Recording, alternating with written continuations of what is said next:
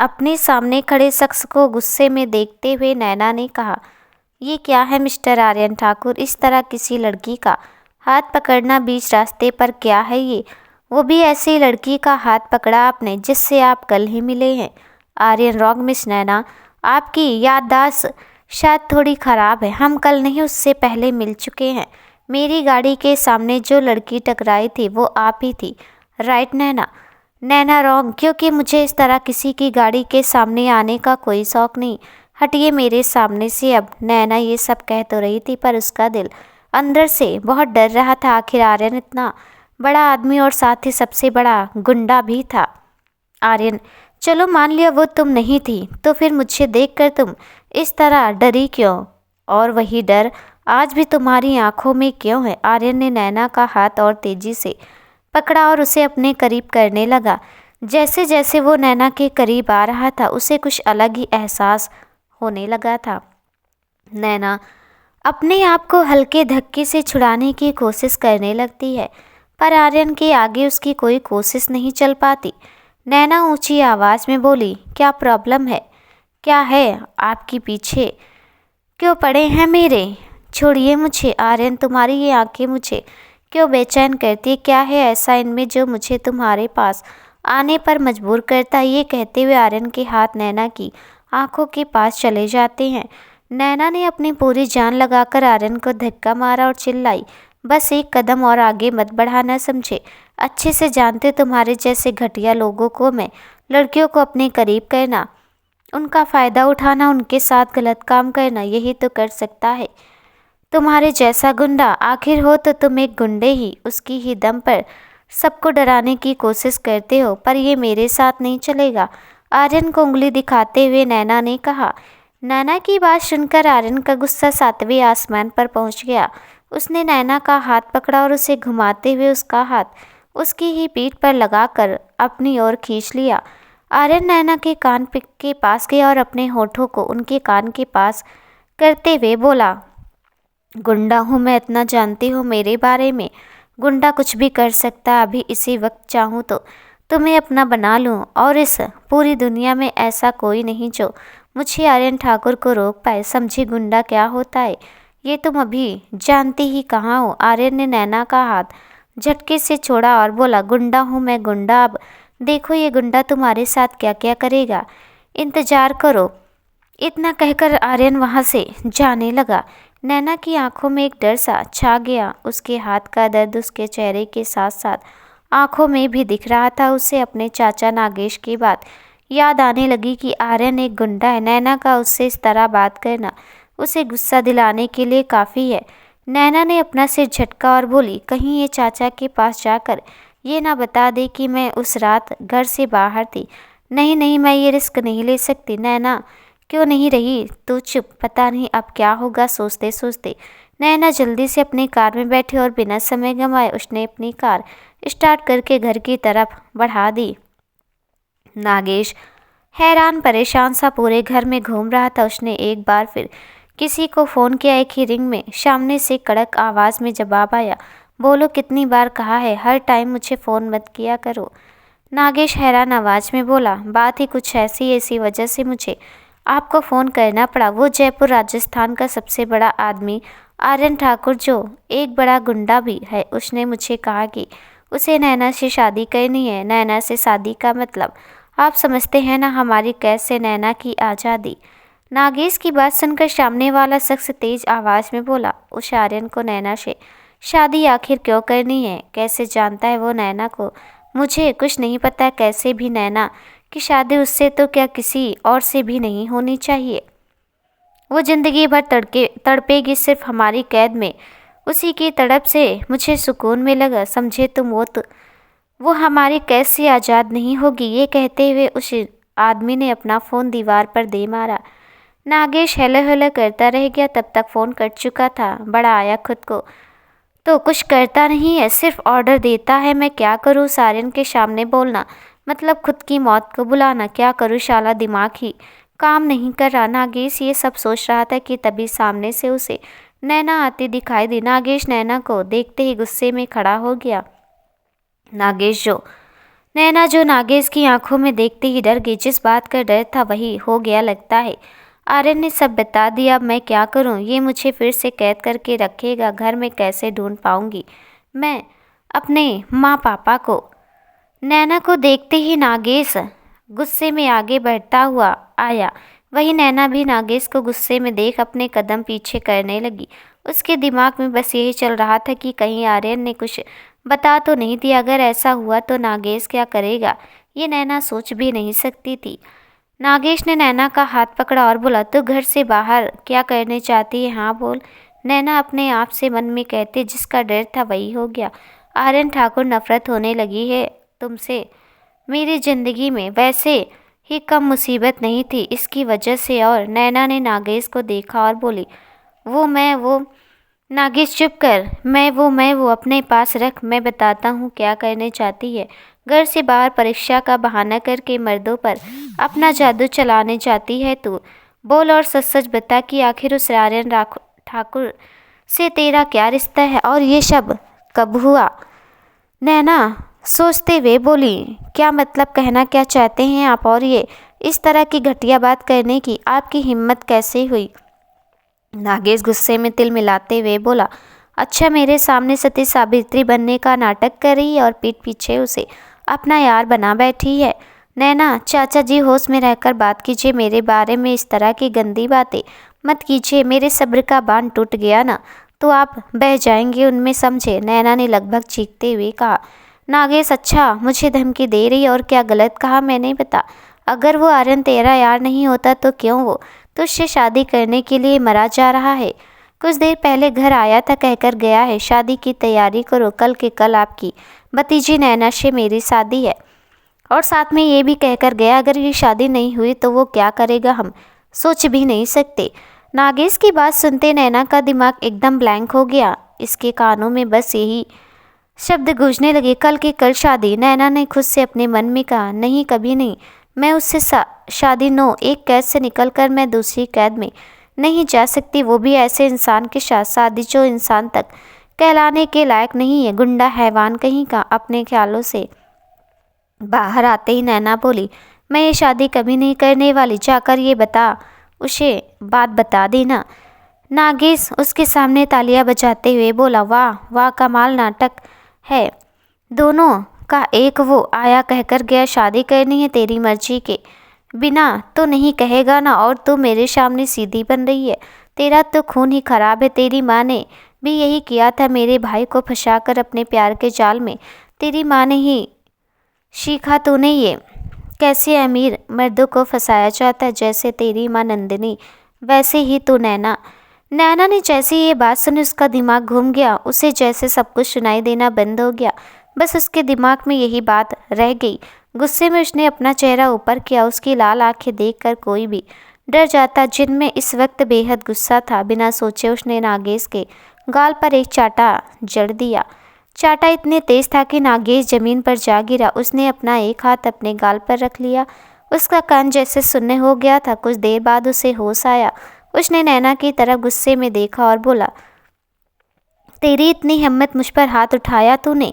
नागेश ने भी अपना हाथ नैना की तरफ बढ़ा दिया और उसने नैना के बाल पकड़कर उसे दीवार की तरफ धक्का दे मारा। नैना नीचे गिर पाती या दीवार में टकराती उससे पहले ही किसी ने उसे थाम लिया। नैना का चेहरा उस शख्स की हथेलियों में था। उसने नैना को गिरने नहीं दिया। एक हाथ से उसने नैना का हाथ थामा और सीधे खड़ा कर दिया। नैना ने अपनी नजरें उठाकर देखा तो उसके लबों पर एक नाम आया, आर्यन। जिसने नैना को थामा वो कोई और नहीं, आर्यन था, जिसकी आंखों में इस वक्त अंगारे जल रहे थे। नागेश ने जैसे आर्यन को देखा और उसकी जलती आंखों को देखा तो नागेश का डर के मारे पसीना छूट गया। तभी आर्यन के पीछे से उनके घर के बाहर का चौकीदार आया। नागेश के तरफ देखकर बोला, साहब मैंने इन्हें बहुत रोका पर ये नहीं रुके और सीधे घर में घुसे चले आए। इसमें मेरी गलती नहीं है।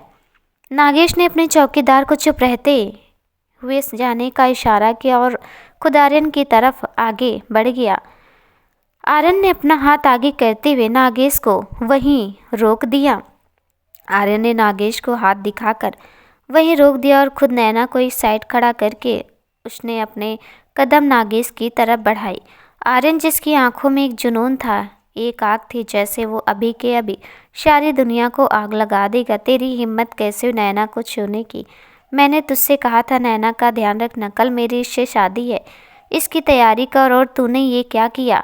हाथ उठाया तूने इस पर। दुनिया के सामने तो तू इसका बाप बना फिरता है और अकेले में ये करता है। आज तुझे इस दुनिया से ही मिटा दूंगा।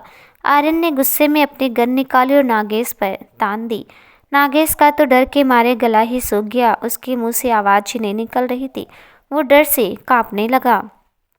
नहीं, अगर इसने इन्हें मार दिया तो मैं अपने माँ पापा को कभी ढूंढ नहीं पाऊंगी। मुझे इसे रोकना होगा।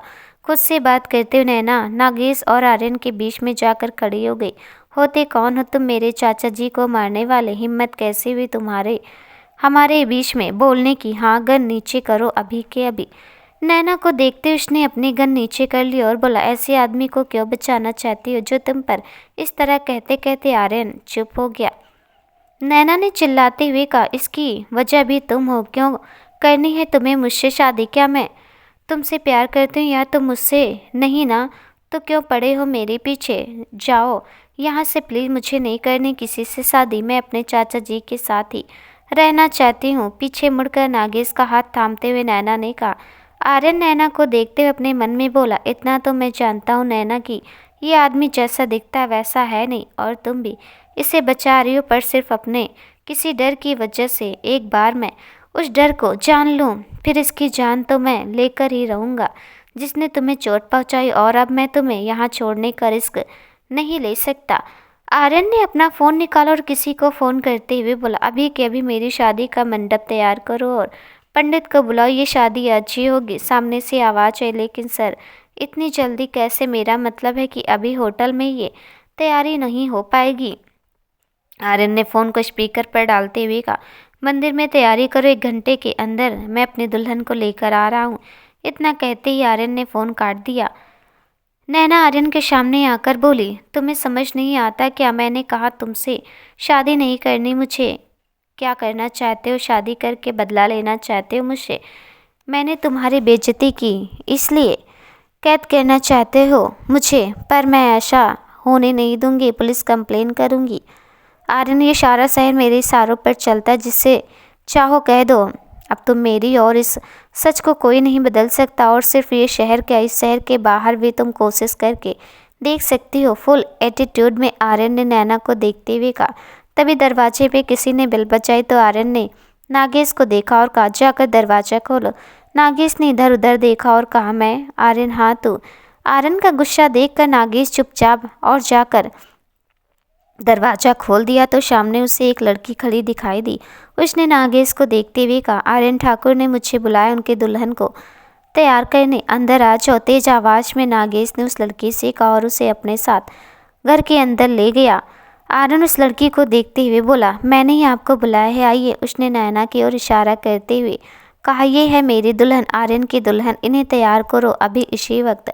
उस लड़की ने हाँ में सिर हिलाया और नैना को अपने साथ ले जाने लगी। नैना, मैंने कहा नहीं, मुझे कहीं नहीं जाना, ये क्या ज़बरदस्ती है? आर्यन ने नागेश की तरफ गन पॉइंट की और ट्रिगर पर अपना हाथ रखते हुए कहा, ठीक है तो मैं तुम्हारे चाचा को ही उड़ा देता हूँ, मत करो शादी। आर्यन की बात सुनकर नागेश के होश उड़ गए थे। आर्यन ने बिना किसी डर के, बिना किसी झिझक के नागेश पर गन तान दी थी। नागेश की तो जान ही हलक तक आ गई। उसने एक नज़र नैना को देखा, जैसे कहना चाह रहा हो कि मुझे बचा ले नैना। नैना नागेश को देखते हुए मन में बोली, तेरे जैसे इंसान का तो मरना ही बेहतर होगा, पर मैं क्या करूं, तुझे बचाना मेरी मजबूरी है। नागेश पर से अपनी नज़रें हटाते हुए नैना ने कहा, मैं तैयार हूँ शादी के लिए। नैना की बात सुनकर आर्यन के चेहरे पर एक सुकून के भाव आ गए। उसने खुद से कहा, जानता था तुम अपने चाचा को कुछ नहीं होने दोगी, क्योंकि कोई तो मजबूरी है तुम्हारी जिसे मैं पता करके रहूँगा। आर्यन ने अपने कदम नैना की तरफ बढ़ाए और एक पैकेट उसे देते हुए बोला, मेरी दुल्हन का जोड़ा, जाओ जाकर रेडी हो जाओ। नैना ने बिना किसी भाव के उस पैकेट को लिया और ब्यूटिशियन लड़की के साथ अंदर जाने लगी। आर्यन ने दोनों को जाते देखकर कहा, रुको नैना। आर्यन के कहते नैना अपनी जगह पर रुक गई। उसने पलटकर आर्यन को देखा जो उसी की तरफ आ रहा था। नैना के हाथ में एक बॉक्स देते हुए आर्यन ने कहा, जो लहंगा मैंने तुम्हें दिया है वो मेरी माँ का है, उसे संभाल कर पहनना। और ये हीरे का हार जो मेरी माँ चाहती थी मेरी दुल्हन इसे पहने। मैंने कभी नहीं सोचा था मैं किसी से शादी करूँगा और अपनी माँ की चीज़ें किसी को दूंगा, पर तुम्हें देखने के बाद मेरा ये फैसला बदल गया। तुमसे इतना प्यार हो गया कि मेरा सब कुछ अब तुम्हारा और मैं भी। तो अब से सब कुछ तुम्हें संभालना है। नैना ने आर्यन की आंखों में देखा जो इस वक्त नम हो चुकी थी, लेकिन उसने कुछ नहीं कहा और चुपचाप वो बॉक्स लेकर अंदर रूम में चली गई। थोड़ी देर बाद जब नैना वापस आई तो वो दुल्हन के जोड़े में पूरी तरह तैयार थी, सारे श्रृंगार के साथ साथ उसका ऑरेंज लहंगा जिसमें वो किसी अप्सरा से कम नहीं लग रही थी। आर्यन की तो जैसे नजरें ही नैना पर ठहर गई। अपनी माँ के लहंगे में नैना को देखकर आर्यन की आंखें भी नम हो चुकी थी। नैना जो दुल्हन बनकर भी दुल्हन सी नहीं लग रही थी, उसे तो बस एक ही डर था, अब आगे वो क्या करेगी, कैसे अपने माँ पापा से मिलेगी। आर्यन पर भी उसे बहुत गुस्सा आ रहा था, पर वो कुछ कर नहीं सकती थी सिवाय इस शादी के। आर्यन नैना के पास जाकर बोला, चले, और उसका हाथ पकड़कर उसे बाहर ले जाने लगा। नागेश हंसता हुआ आर्यन के सामने आया और बोला, अरे बेटा, तुम इन्हीं काले कपड़ों में शादी करोगी क्या? नागेश की बात सुनकर आर्यन ने उसे एक नज़र घूरते हुए देखा। नागेश जबरन मुस्कुराते हुए बोला, मेरा मतलब तो बस इतना था कि तुम भी तो दूल्हे हो और अब मेरा भी तुमसे रिश्ता है। आखिर नैना मेरी बेटी ही तो है। आर्यन, नैना तेरी बेटी नहीं है, उसके पैसे तेरी जान है। फिलहाल तो आज मैं सिर्फ अपनी शादी पर फोकस चाहता हूँ, लेकिन तू कल से मेरी नैना की सारी प्रॉपर्टी के डॉक्यूमेंट्स उसके अपने घर भिजवा देना। नागेश प्रॉपर्टी की बात सुनकर बौखला गया और बोला, अच्छा, तो तुझे इसलिए नैना से शादी करनी थी ताकि उसकी प्रॉपर्टी को अपना बना ले, पर मैं ऐसा नहीं होने दूंगा। आर्यन, मैं क्या चाहता हूँ इसे मत सोच, मैं क्या कर सकता हूँ इसे सोच। तो जो मैंने कहा वो कर, तेरी इस शादी में भी कोई ज़रूरत नहीं। आर्यन ने नैना का हाथ पकड़ा और उसे अपने साथ ले गया। नैना चुपचाप आर्यन के साथ जा तो रही थी, पर उसका दिल बेचैन था। उसने अपने आप से कहा, तो इसलिए ये शादी कर रहा है मुझसे, लेकिन इसके पास तो इतना पैसा है, फिर भी ये शादी, पता नहीं मेरी किस्मत मुझे कहाँ ले जा रही है। भगवान, मेरी मदद करो। आर्यन ने नैना को अपनी गाड़ी में बैठा और मंदिर के लिए निकल गया।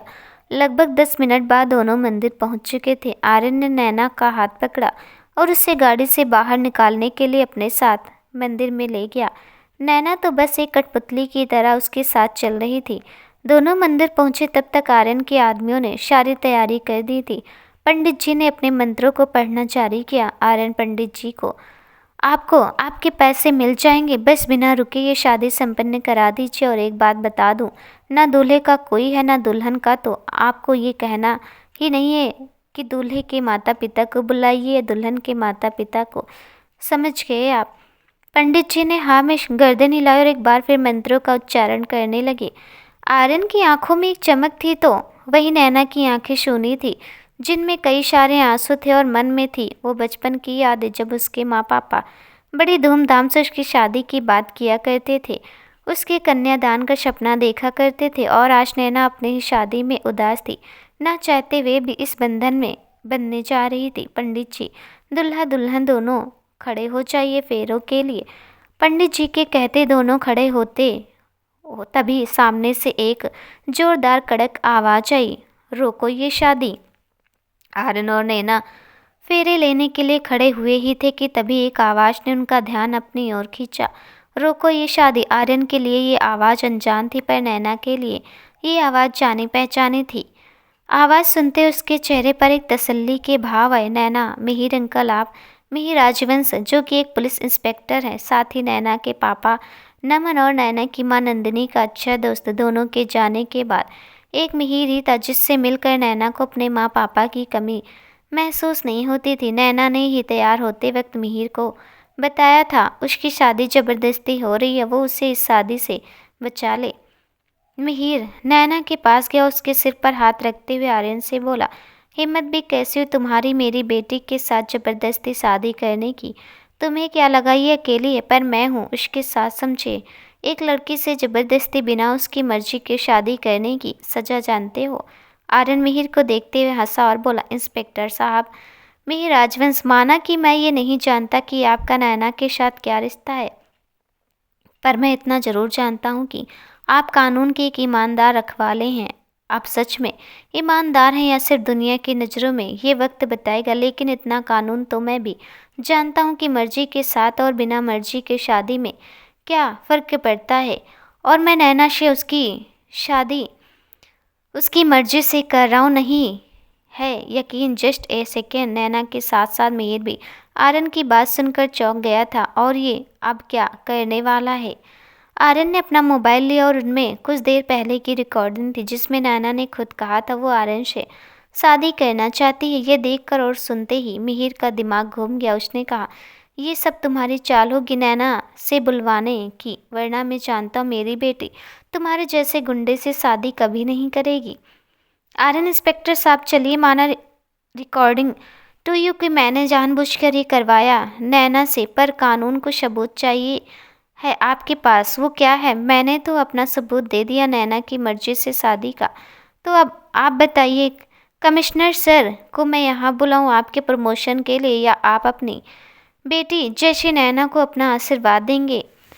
Choice is totally your. और थोड़ा जल्दी फैसला कीजिए। शुभ मुहूर्त में ज़्यादा देर नहीं बची और इसी मुहूर्त में शादी होनी है।